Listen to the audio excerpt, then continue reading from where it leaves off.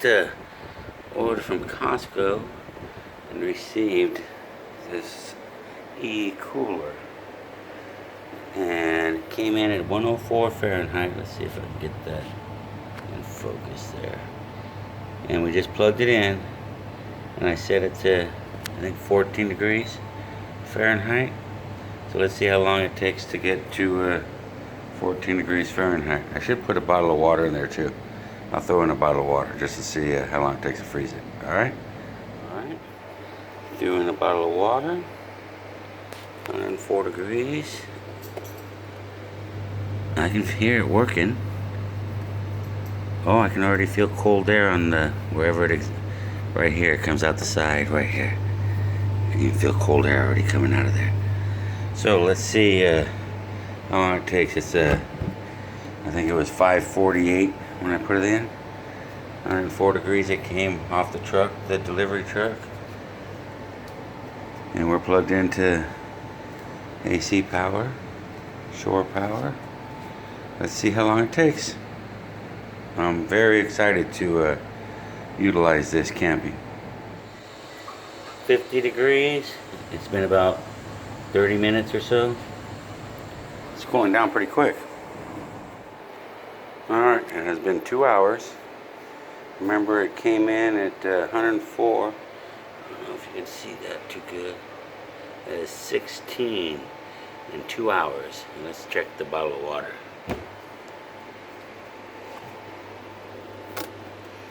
Not frozen yet, but it is definitely cold in there.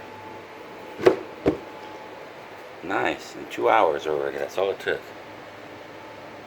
Not bad at all. I have it set at 14. So we'll see how it does get into 14.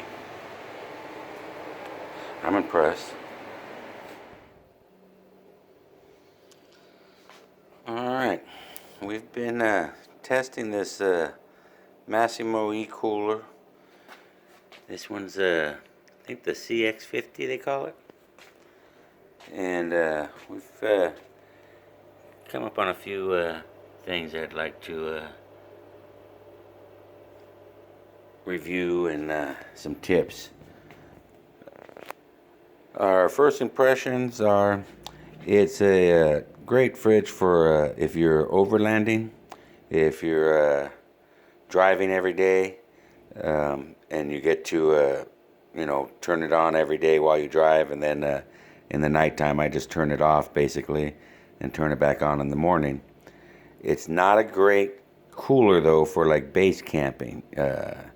It pretty much runs the battery down in the first evening, and that's you got to run the vehicle to run it. And I've done that where we run the vehicle for about 15, 20, 30 minutes and let it cool back the fridge down. But here's the way we've extended that. It's not like if you got a 4 or 5 day cooler. This is a 1 or 2 day cooler. It's kind of like your beer cooler. It's not very well insulated, so it doesn't last holding the cold very long, especially in the summertime. We did some camping this summer when it was very hot, and so we had to come up with some tips. Tip number 1: plug in your cooler at home, get it cold, and then load it at home. Get everything in there that you need nice and cold before you take it and plug it into the vehicle. It doesn't have to work as hard to cool it down. Everything will be cool and cold, and it won't have to work as hard to maintain that temperature. When you plug it into the car, if it has to work hard, you need a real long drive for it to be effective. So here's some of the tips that we have. While we're cooling it down, we always keep 2 frozen bottles of water in here. And we developed this basket system. You can find these baskets that fit perfectly on Amazon. They're, I believe, 12 by 9 by 8 inches tall. So it's 16 inches, and the tub of this is 17 inches. And we've zip tied some dowels to the basket so they can sit on top of each other. And what the baskets do, besides allowing you to have separate stuff, you can pull out one basket and get to the bottom basket is it allows for airflow. Airflow gets to flow around the baskets, and in between the contents of the lower basket and the upper basket, there's airflow. And then on the lower basket, you can see also you have airflow. So these are our two baskets. Then what we do is this area, there were a lot of complaints I read and saw that this area just freezes everything solid as a rock. That's right below the compressor. That's pretty much where the air is coming out, is right under here. Is where the air comes out. Somewhere under there. Oh yeah, way in back. So these two water bottles, we put these jugs in there and I plug it in, and we plugged it in last night, so one of them is pretty frozen, the other one's getting there. And those two jugs are what extends our base camping abilities, because those two jugs will be frozen solid. And in 2 days, though, in this ice chest without being run, they'll be defrosted. So it gives you a little extended time in base camp. Our last base camp had a tree or bush right next to the ice chest, if I remember right. We got a few leaves in there. So that's it does keep your stuff nice and cold. And for like an overlander where you're gonna drive a lot, highly recommend it. For base camping, we have to see if we get ourselves a solar system, and turn this down a little bit.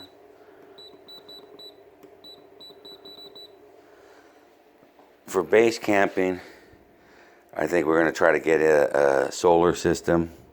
I've been thinking of a few. I've been looking at like the Jackery, and I've been looking at the stuff Renogy has. So I haven't decided which way I want to go, if I want to build my own kit or just buy something that's already all set up. And that way we could hopefully extend the refrigerator working. When we get to camp, what I'll do if it's like when it's been real hot and we're running off the battery right now, it's on the maximum setting. Let's see if I can get that there. And it just has two settings, maximum and Econo Mode. And that's Econo. Is that focusing on there? There we go. So Econo Mode takes a little less juice. And then max, you'll hear it crank right on. It's going. And plugged into the wall at home, you want to be on max. And then I cranked the temperature way down. I had forgot to get it way down. And that'll freeze that water bottle. We're leaving in the morning, so now I want it to get cold. And we'll load it, and then in the morning we put it in the rig right before we leave, plug it in, and take off. We probably have about an hour and a half, 2 hour drive tomorrow morning. And when we get to camp, I'll generally just unplug it, find somewhere in the shade, and put it in the shade, keep it in the shade for sure. And now it's getting cooler. We're going to have temperatures we expect in the high 30s, very low 40s will be our low, and our highs will be in the high 60s. I don't think we're going to see the 70s this weekend. So it shouldn't be, we're not too worried about base camping. We're going to be Friday till Sunday at camp. So Friday night, Saturday night, we'll leave Sunday. And this will be fine. I won't plug it back in till we leave on Sunday. Unless we go for a drive or something, like if we do a trail, then I'll load it into the truck and plug it in, so that way while we're on the trail, it cools again. But with the weather conditions as they are, it's perfect to have this type of cooler. Works fine. In the summertime, it's more of a challenge because it's not a good ice chest. The insulation is not great on it, so it is tough. You really have to keep it in the shade. And my little ice bottles they're cranberry juice bottles, what I use, and you have to put them in defrosted and with a little bit of water missing from the top, That way you can kind of squeeze them. They squish in there and fit. If you freeze them ahead of time, they won't fit in that gap. So I put them in defrosted, just water, and I leave a little room on the top of the bottle so that they kind of squish in there nice and tight, and then they freeze in there perfect. So that extends the longevity of being able to use it as an ice chest when it's not being plugged in. Those 2 blocks of ice. And I imagine maybe possibly if we were doing longer distance, we could put meat that we wanted to keep frozen solid there, because that edge of the cooler gets super cold and freezes stuff very quickly. So the ice blocks work well, the ice water bottles, freezing those 2. And use your municipal water. Generally there's more minerals and stuff in it. So your hose water or sink water from the tap freezes a lot better than if you buy bottled water. Bottled water doesn't have as much minerals and stuff in it, so it doesn't freeze as rock solid as the hose water does, especially here where we're at. All right, I'll maybe do some more when we get to camp and show how I put it in the shade, and how when unplugged it's relying on our 2 blocks of ice that are in there, the water bottles, to keep it cool. And it does a very good job. It's for a weekend warrior, it's great. It does fine. If you're an overlander where your trip is going to be every day you're driving for most of the day, it would be great for that too. Perfect. It gets, as long as you're driving, it's cold. It's getting, keeps temp really well. Once you get to camp, if you want a base camp, you're going to sit somewhere for 2. Right now, our experience is about 2 days. It's good for sitting at camp. Anything longer than that, and it's warm. It's totally, our blocks of ice are melted, and it's done. So that's about what you get out of it unplugged is 2 days, and that's kind of a bit of a stretch, maybe even. But you get about 2 days out of it. Otherwise, we're using the, run the truck and let it run for 30 minutes and get this cooled down a bit. But that's not long enough to refreeze the bottles of water, so it just cools it down. And then you let it run on Econo Mode. I'll put it up at 31, and I'll put it on an Econo Mode, and it'll do like 8 hours on the carb battery, 6 hours maybe. It doesn't go very long. Especially in the summertime, even less. But it kind of cycles. It just does a much more long distance. It keeps it cool. It doesn't let it get hot in there. But like I said, the insulation is lacking. That is one downfall of it. All right. Okay. We've got the camp. One of the first things I do is turn off the fridge, because it really doesn't need to be on anymore. And let's see what it says here. If I haven't knocked out all the firewoods bounced around, this could get interesting. Let's see. Oh, here it comes. Oh, didn't fall. Look at me. Okay.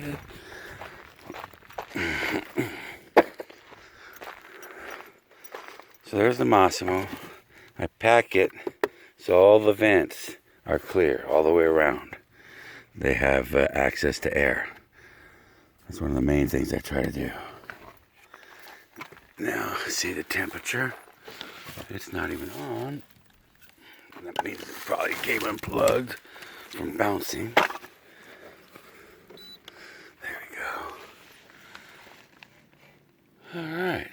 That's pretty good shape right there. Yeah, it draws a lot when it turns on. So let's see, it's on Eco Mode 33. I'm gonna start unloading this firewood, and I'm gonna turn it off, and then I'm gonna find a spot that I think I'm gonna probably set it right next to my Jeep here, because it'll be on the north side of my Jeep. It'll be in the shade. But that's how we pack it. And I put my ammo case here. With all the jostling, this still sometimes comes loose. I want to find a alternative for this. Show you what I mean about all the vents being exposed. Put my chair out of the way here. I got vent on vent here with the heater, so it travels. All exposed. And back here, the same thing.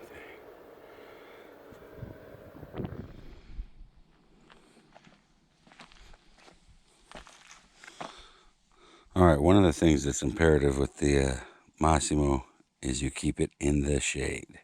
It's been unplugged, but what we do is we have our baskets. Let's see if I can do it one-handed. On this one, we've zip tied some dowels, and those dowels keep it up above that basket. But as you can see, we have two ice in there. This one's still solid on the bottom, but they're starting to melt. Those are our two ice bottles. That's the, and it was in the high 30s, low 40s last night. It wasn't too bad. And we have steaks for dinner or leftover spaghetti for lunch or whatever we do.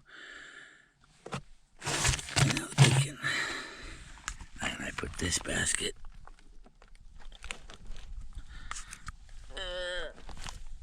on top. Like that. With the dowels, it fits just perfect.